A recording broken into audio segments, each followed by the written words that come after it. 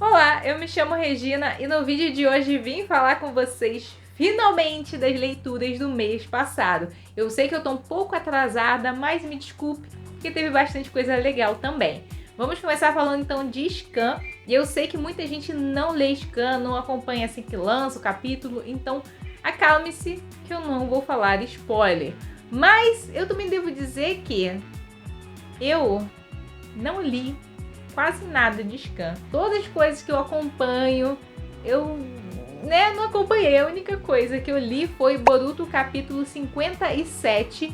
E lá vamos nós com Boruto. No vídeo passado eu tinha elogiado que ia começar, agora os treinamentos, uma coisa que tem muito em Naruto, que é todo mundo treinando para um futuro inimigo ou um inimigo iminente que vai aparecer ali a qualquer segundo. Mas Regina estava um pouco errada. Agora uma nova personagem entra na jogada, vou chamar ela só de Eida, não vou falar nem o que ela é, o que ela faz ou quem é. Mas entrou na jogada outro personagem que saiu da onde? Criaram um buraquinho e botaram esse personagem do nada. Tomara que ela consiga fazer coisas muito legais, porque esse capítulo inteiro foi só para introduzir essa personagem, não teve mais nada. Agora indo para os físicos, vou falar de Chainsaw Man e vou deixar um card aqui em cima para caso você não queira saber nada, quer saber só um pouquinho da história, como é que tá essa obra mais ou menos, eu deixei esse vídeo aí já prontinho para você.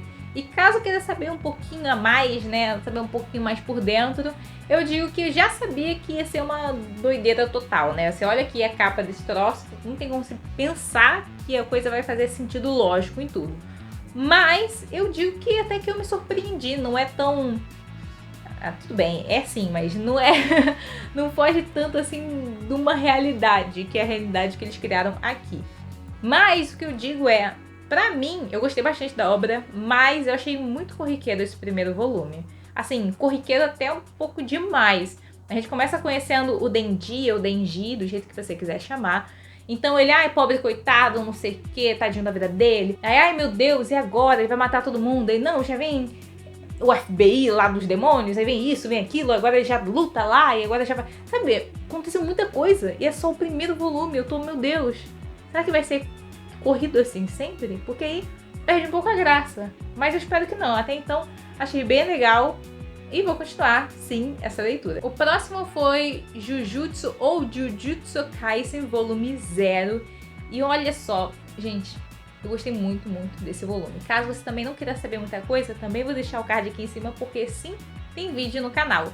Mas falando um pouco mais de spoiler aqui, eu achei isso aqui sensacional. Engraçado até que o Yuta, a gente acaba descobrindo que tem um parentesco com o Gojo. E isso é, meu Deus, se você tem um Gojo que já é forte pra caramba, imagina alguém que é parente dele, A gente imagina que vai ser mais ou menos ali no mesmo campo. Muito interessante também a gente saber que, na verdade, quem amaldiçoou quem não foi a Rika amaldiçoando ele, mas ele em si amaldiçoando a Rika e se ferrando no final das contas.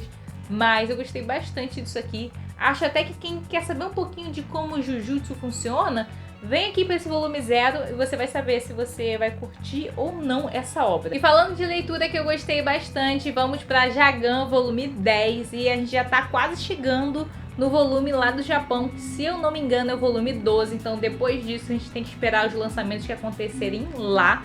Mas o que eu posso falar disso aqui? A gente começa a sentir que a gente está caminhando por um fim, porque a gente tem um Jagasaki aqui correndo e fugindo de tudo, já que no outro volume ele é culpado por tudo que está acontecendo e tudo que aconteceu no parque. E é nessa que ele acaba encontrando o Yukimaru, que é esse personagem aqui. E no pior das hipóteses, que na verdade ele nem pensou que aconteceria, essa pessoa é a que foi destinada a matá-lo. Sim, a pessoa que foi criada, o semi-sucumbido criado ali pelo parque só pra matar o Jagan. É muito perceptível que o final tá próximo, então talvez o final seja um volume 15, um volume 16. Eu nem acredito que vá até o volume 20, então eu acho que vai ser mais ou menos por aí. Completando então minha coleção de Junji Ito, ou Junji Ito, do jeito que você quiser falar, temos Gyo. E olha, gente, que coisinha deliciosa de ler. É uma coisa que você começa a ler e você não termina nunca mais. E caso você queira saber um pouco, tem vídeo, vou também deixar o card aqui em cima. E o que eu posso falar disso daqui? Na verdade, eu prefiro uma história contínua, Uma coisa que você tem um começo, um meio, você vai lendo, como se fosse, sei lá, um filme, por exemplo, que é o que eu sinto aqui. Tem muitas partes que tem bastante imagem não tem leitura em si, então parece que você tá vendo quase um filme. O único ruim é o final em aberto, que ele fica muito em aberto. Ele fica, tipo, em aberto demais. Quando o Tadashi acaba encontrando outras pessoas que eles vão tentar descobrir ainda mais sobre aquilo, né? Sobre esse vírus barra arma química barra pernas, que tudo que tá acontecendo e que talvez eles vão lutar, talvez vão fazer isso e aquilo, vão se juntar. Meu Deus, será que realmente tá no mundo todo? O que tá acontecendo nos outros países? E a gente nunca vai saber, porque termina aí. Quando ele encontra esse pessoal e quando eles falam que vão fazer alguma coisa. Acabou. Aí eu fiquei... Tá, e aí? É só isso que você vai me dar? Não vai ter mais nada pra eu entender um pouco mais dessa história? Não, não vai ter. Continuando falando de obras que eu já fiz vídeo aqui no canal e também vou deixar aqui no card, é Helter Skelter. E, gente, o que eu posso falar disso aqui? Na verdade, tem uma coisa... Eu gostei, assim, da história, né? Pra falar a verdade, assim, resumindo. Eu gostei da história, achei bem interessante o tema. Cara, mas a arte... Aí eu fico pensando, será que eu achei a arte feia ou eu não entendi o conceito do negócio? E no final das contas eu entendi mais ou menos o conceito, né? Que é uma coisa mais caricata, você fazer como se fosse uma piada daquilo que é tratado, que no caso é a moda, mas... fazer o quê, né? Acho que é o único ponto, assim, que eu posso relatar é da arte, que eu não curti. Ao geral, assim, da obra, eu gostei. Também teve The Promised Neverland volume 16 e o volume 17, mas eu vou começar falando do 16, lógico, né? Porque aí faz sentido. Aqui, continuamos com a Emma e com o Ray tentando encontrar aquele ser misterioso que a gente não vai saber nunca o nome dele, porque é na língua dos demônios e ninguém quer fazer uma traduçãozinha pra gente saber. Então eles entraram nesse labirinto que eles acreditam ser as 7 muralhas e é uma coisa de doido, eles não entendem onde eles estão, é um lugar que não dá pra lugar nenhum, eles começam a ficar muito novo e começam a ficar muito velhos, perda de memória recente. Pra falar a verdade, no final disso aqui, eu nem entendi muito bem como que foi que eles solucionaram o negócio. Acho que é porque eu sou meio burra, né? Então imagina, se eu fosse a criança que tivesse que resgatar toda a humanidade que resta ali no mundo dos demônios, ia morrer tudo, porque eu não ia conseguir salvar esse pessoal. E a coisa mais interessante desse volume é que a gente descobre o que aconteceu há 1000 anos atrás, né? Como que esse trato foi criado, o que estava acontecendo. A gente acaba vendo que tinha um grupo da defesa, né, dos humanos, eram vários humanos diferentes que lideravam esse grupo de defesa contra esses demônios, mas acaba tendo uma traição entre eles, porque a pessoa julgou que seria melhor fazer isso em prol da humanidade. Na cabeça dele. Já no volume 17, o negócio foi tiro, porrada e bomba. Você tá vendo aqui como é que tá o pessoal? Tudo pra guerra? Foi exatamente isso que aconteceu, o volume inteiro. Aqui a gente tem a Emma e o Ray que voltaram já, não falaram pra ninguém o que foi o trato, na verdade só a Emma sabe qual foi o trato. A gente como leitor também nem sabe o que aconteceu, só sabe que ela chegou. Eu acredito que na verdade ela meio que se sacrificou ali, como uma parte do trato pra poder todo mundo voltar. Não sei o que aconteceu. Eu acho só. Mas aí a gente tem o Norman que tá já lá na cidade, já tá matando o demônio que nem uma desgraça. Ah, demônio família, demônio regente, não tá nem aí. Queria matar todo mundo, explodir todo mundo junto. E aqui é muito interessante porque a gente começa a ver o lado dos demônios novamente. Tanto no 16 e agora no 17 a gente começa a saber que existiam demônios sim, que eles são que nem os humanos. A gente aqui no 16... tem um demônio que, na verdade, ele cria uma humana com uma filha dele. E a humana, ela acredita realmente que aquele demônio é o pai dela, né? Então ela cria ódio pelos humanos que, né, mataram o pai dela. A gente também tem aquela história do demônio que, na verdade, queria tudo em prol da sociedade, né? Queria dividir o que os demônios regentes tinham e dar pra todo mundo. E acaba que teve um golpe de estado e ele acabou ali com todo mundo. Então é muito, muito interessante. Falando de coisa que eu gosto bastante, temos a heróica lenda de Arslan. E eu não li só o volume 6, como também li o volume 7 e o volume 8. Mas vamos começar, né, pelos primeiros. Então, no volume 6, finalmente, o grupo chegou na fortaleza de Kisvar. Mas aí, finalmente, eles chegam lá e algumas coisas estranhas começam a acontecer. Que nem o Mercy Barman, que ele não tá muito por dentro do que tá acontecendo. Ele tá sendo totalmente estranho, tudo que tá acontecendo com Arslan e com o reino em geral, até que ele acaba revelando que o Máscara de Prata, na verdade, é o único, último legítimo da família real. Ou seja, Arslan pode não ser filho de quem aparentemente ele era. Acho interessante porque eu meio que já tinha sacado essa história.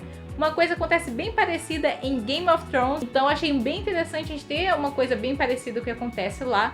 E aqui a gente tem o Aslan, que ele começa a duvidar de si mesmo depois que ele sabe disso. Ele duvida de si, ele duvida na verdade de como ele vai ser representante das pessoas, amigos que estão ali com ele. Enfim, fica essas ideias na cabeça dele que eu acho bem interessante. E indo pro volume 7, aqui a gente começa a guerra. Na verdade, dois príncipes de Sidhura, o Sidura, eles acabam indo enfrentar a fortaleza. Porque aquele pessoal, né? Quando os gatos saem, os ratos fazem a festa. Eles ficaram sabendo que Pars estava ali numa guerra absurda e eles quiseram já, que estava ali no meio campo, pegar e invadir a fortaleza. Só que o que eles não esperavam era o Narsus com sua inteligência absurda acabando fazendo um plano que faria com que os próprios irmãos começassem a lutar entre si. E aí a gente começa uma aliança inesperada de Pars com um dos príncipes. O último volume, que é o volume 8, continua a guerra, meu filho. Você achou que ia parar no 7? A guerra continua aqui no 8. Agora que eles fizeram essa aliança inesperada, eles tentam ajudar desses príncipes, acaba que eles se enrolam nessa briga toda. Agora tem elefante do céu, elefante drogado,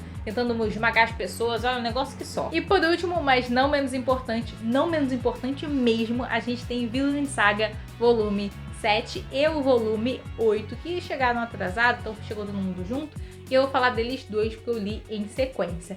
Aqui no volume 7 a gente já começa a ter as diferenças de verdade. A gente conhecia qual o Thorfinn. O Thorfinn, que ele era impulsivo, que ele era cego pelos seus objetivos, que não tinha conversa, era só matar. Ah, não vai fazer o que eu quero? Vou te matar, vou matar todo mundo aqui. E é isso. Então ele era muito impulsivo, né? Ele não tinha esse de diálogo. E aqui a gente tem mais uma vez o Thorfinn, que ele entende ainda mais os destinos que seu pai tomou, entende ainda muito mais as escolhas que ele fez na vida, e ele começa a abraçar um pouco mais todos os demônios que ele tem, né? Toda essa história que ele passou, como o Thorfinn, o temido, né? O Thorfinn, aquele que luta e consegue. Agora a gente tem mais o Thorfinn, que ele quer a paz em si. Então o rei, ele já chegou na fazenda, né? Ele começa a fazer uma matança absurda, porque ele quer aquela fazenda pra ele.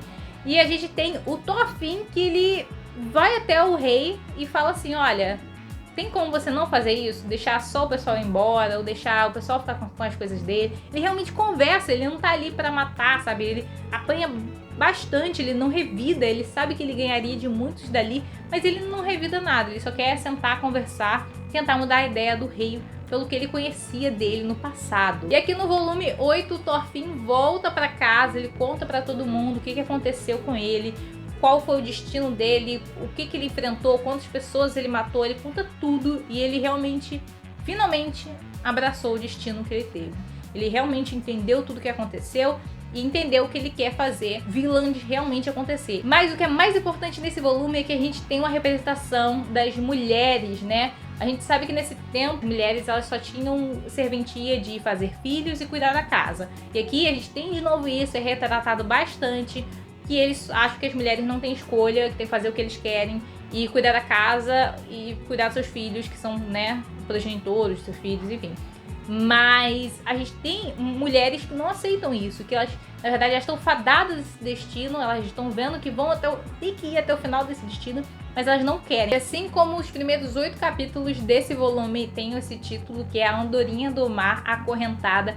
É isso que a gente vê, são pessoas acorrentadas, afadadas a um destino que foi posto a elas e como elas precisam dessa liberdade, né? Tem muitas analogias muito interessantes aqui que acontecem em Vinland o tempo todo, mas eu gostei bastante disso daqui. Então é isso, gente, muito obrigada a quem assistiu até aqui. Eu sei que talvez tenha uma mudança de luz, porque hoje eu tentei aproveitar a luz do sol, então pode ser que no começo do vídeo comece de um jeito, no final do outro. Eu espero que vocês não se sintam incomodados com isso. E caso você tenha interessado por alguma dessas obras, vou deixar o link de todo mundo aqui embaixo. E caso você não tenha esquecido, deixa uma curtidinha aqui também. E se você quiser e puder, compartilhe o vídeo também com seus amigos. Muito obrigada e tchau, tchau!